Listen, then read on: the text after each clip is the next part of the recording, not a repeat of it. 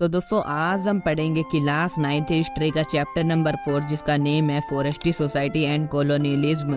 तो पहले हम चैप्टर के नाम को देखें तो हमें पता चलता है कि वनों में रहने वाले लोगों और समुदाय को हम वन्य समाज कहते हैं और कोई ताकतवर देश किसी दूसरे देश पर कब्जा कर अपना शासन चलाता है उसे उपनिवेशवाद कहते हैं। इस चैप्टर में हम पढ़ेंगे कि जब भारत पर अंग्रेजों का शासन था तब वनों का किस तरह से नुकसान हुआ और लोग कैसे प्रभावित हुए।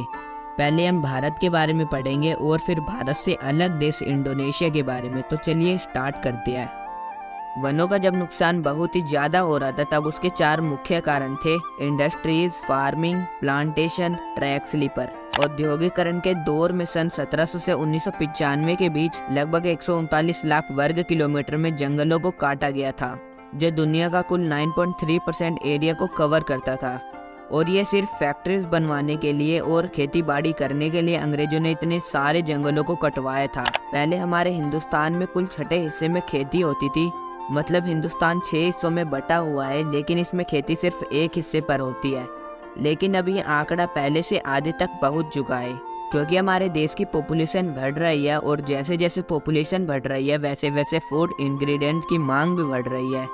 इससे किसान जंगलों को साफ कर खेती की सीमा को बढ़ा रहे हैं। फार्मिंग।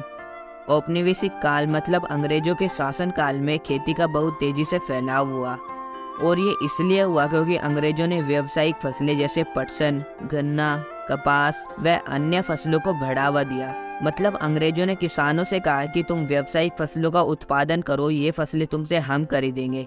इससे खेती की सीमा बढ़ी पर जंगलों का नुकसान हुआ। प्लांटेशन। बागान होते क्या है? Cultivation of T, coffee, fruits, rubber and other things in a large area is called plantation. एक बड़े क्षेत्र में चाय, कॉफी, फल, रबड़ व अन्य चीजों की खेती करना बागान कहलाता है।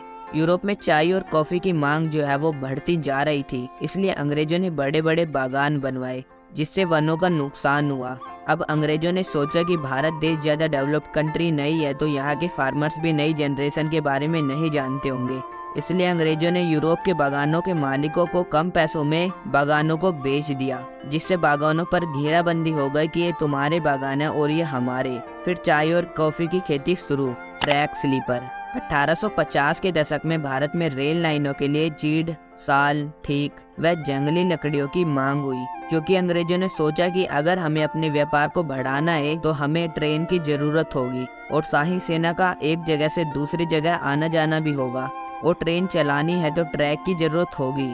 और पहले ट्रैक लकड़ियों से बनते थे और लकड़ियां मिलेगी पेड़ों से और पेड़ मिलेगी जंगलों में, मतलब घुमा फिरा कर बात जंगलों पर ही आ गई। फिर पेड़ काटना शुरू। 1860 के दशक में रेल लाइनों का जाल बहुत तेजी से फैला और 1890 तक करीब 25,500 किलोमीटर तक रेल लाइनें बिछाई गई, और 1946 तक आते आते करीब 7,65,000 किलोमीटर तक बढ़ी। 1 मील लंबी ट्रैक स्लीपर बिछाने में करीब 1700 से 2000 लकड़ियों की जरूरत होती है।